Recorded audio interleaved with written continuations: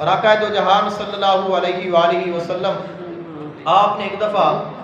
صحابہ کرام علیہم رضوان کو آقا علیہ السلام نے جمع فرمایا اور تمام صحابہ کرام آقا علیہ السلام دی بارگاہ میں حاضر ہو گئے کہ آقا علیہ السلام تشریف لے آئے اور آپ ممبر تے چڑھن لگے۔ جدو آقا علیہ السلام نے پہلی سیڑھی تے پاؤں رکھیا ہے تو آقا علیہ السلام نے فرمایا آمین۔ پھر آقا علیہ السلام نے دوسری سیڑھی تے پاؤں مبارک رکھیا اور پھر فرمایا آمین۔ پھر آقا علیہ السلام نے تیسری سیڑھی ممبر دے اس تے آپ نے پاؤں مبارک رکھیا اور فرمایا آمین۔ آقا علیہ السلام تشریف فرما ہو گئے۔ صحابہ کرام علیہم رضوان نے عرض کی یا رسول اللہ صلی اللہ علیہ وسلم کہ اساں تانوں اگے کدے نہیں ایویں کردیا ویکھیا کہ آج تسی تشریف لائے جے تو ممبر تے پہلی دفعہ پہلا قدم رکھیا ہے، پہلے سیڑھی تے آمین فرمایا جائے، پھر دوسری تے آمین فرمایا جائے، پھر تیسری تے آمین فرمایا جائے۔ اسی وجہ آقا علیہ السلام نے فرمایا کہ جس وقت میں ممبر تے چڑھ رہا سا میری بارگاہ میں جبریل حاضر سی اور جبریل نے عرض کی دعا کی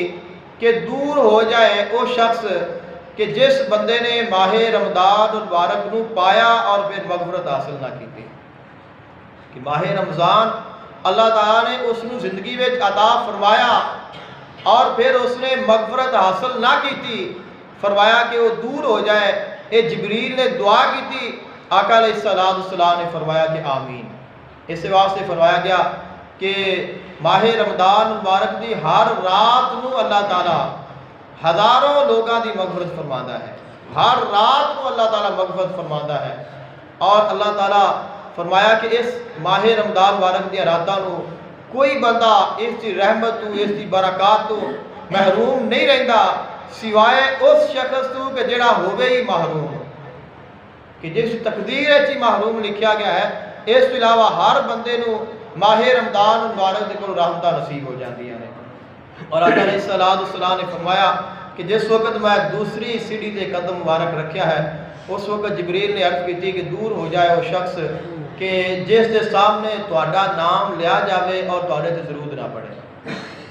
آقا علیہ السلام نے فرمایا آمین۔ اور آقا علیہ السلام نے فرمایا کہ جدو میں تیسری سیڑھی تے پاؤں مبارک رکھیا ہے اس وقت جبریل نے عرض کی ہے کہ دور ہو جائے وہ شخص کہ جس شخص نے اپنے والدین نو یا اپنے والدین دے وچوں کسے ایک نو بڑھاپے دی حالت وچ پایا اور پھر انہاں دی خدمت کر کے اپنی بخشش نہ کروا سکیا۔ آقا علیہ السلام نے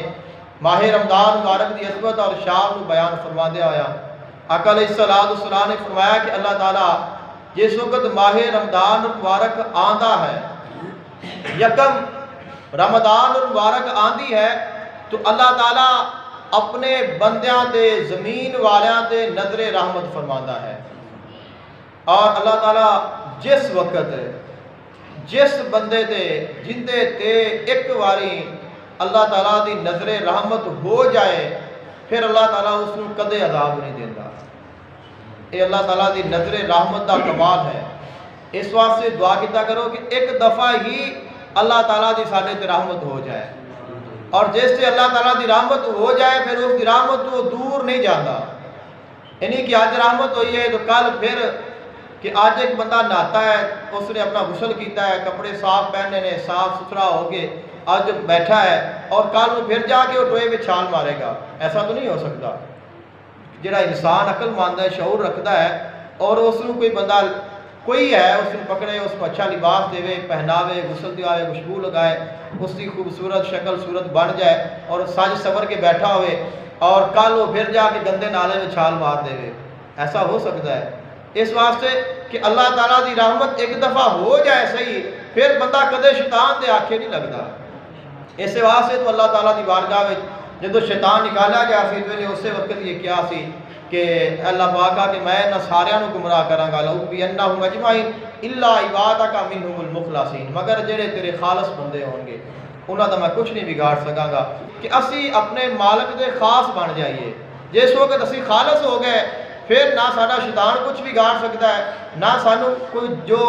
انسان نے شیطانی شکل میں جو گمراہ کر سکتے ہیں، نہ ساری خواہشات ساڈے تے غالب آ سکدیاں نے، نہ سارا نفس سانو ورغلا سکتا ہے. جس وقت مالک دی مہربانی ہو جانی ہے تو پھر دنیا دی کوئی پریشانی نہیں رہ جانی.